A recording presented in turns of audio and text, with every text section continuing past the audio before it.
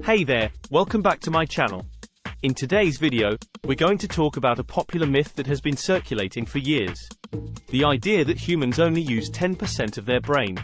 You've probably heard this before, but have you ever wondered if it's true? Let's dive in and find out. Firstly, let's clear up the myth that we only use 10% of our brain. This is simply not true.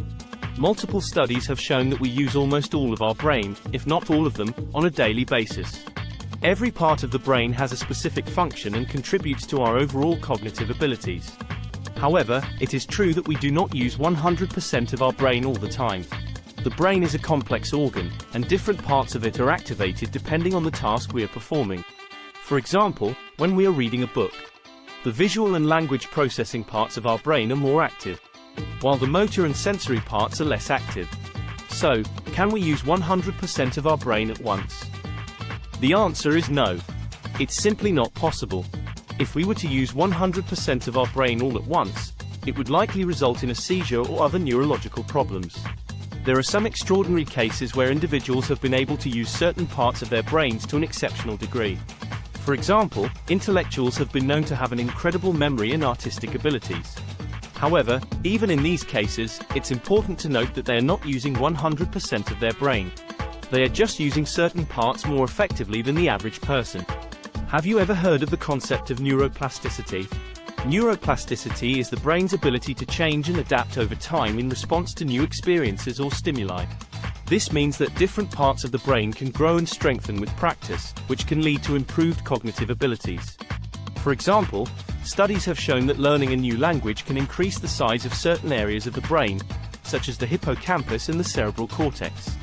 This is because learning a new language requires the brain to form new neural connections, which can lead to improved memory and cognitive flexibility. Similarly, practicing a musical instrument can also lead to changes in the brain. Studies have shown that musicians have increased gray matter volume in areas of the brain related to auditory processing and motor skills, as well as improved executive function and working memory. These examples demonstrate that we can use different parts of our brain more effectively with practice and training.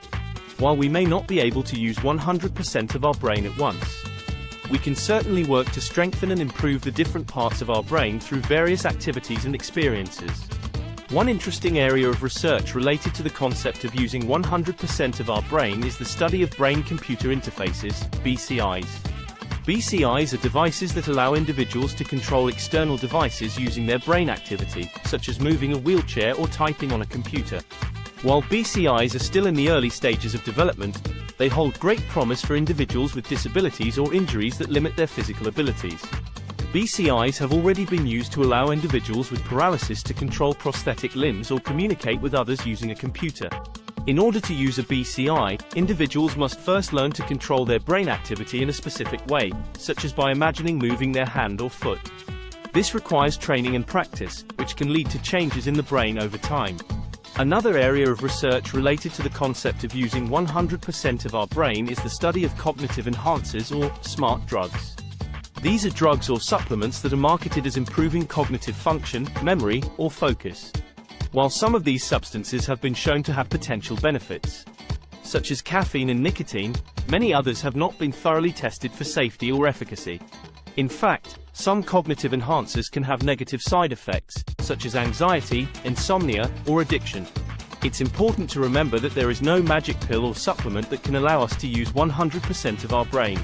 The best way to improve cognitive function is through healthy habits such as regular exercise, a balanced diet, and good sleep hygiene. In addition, engaging in mentally stimulating activities such as reading, puzzles, or learning a new skill can also help to improve cognitive function and strengthen different parts of the brain.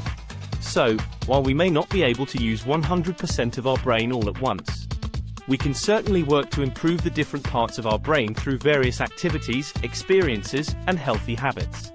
This can lead to improved cognitive function, memory, and overall brain health.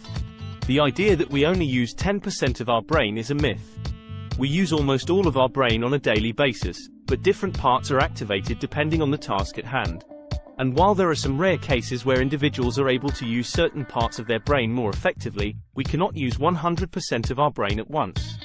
Thanks for watching, and I hope this video cleared up some of the confusion around this popular myth.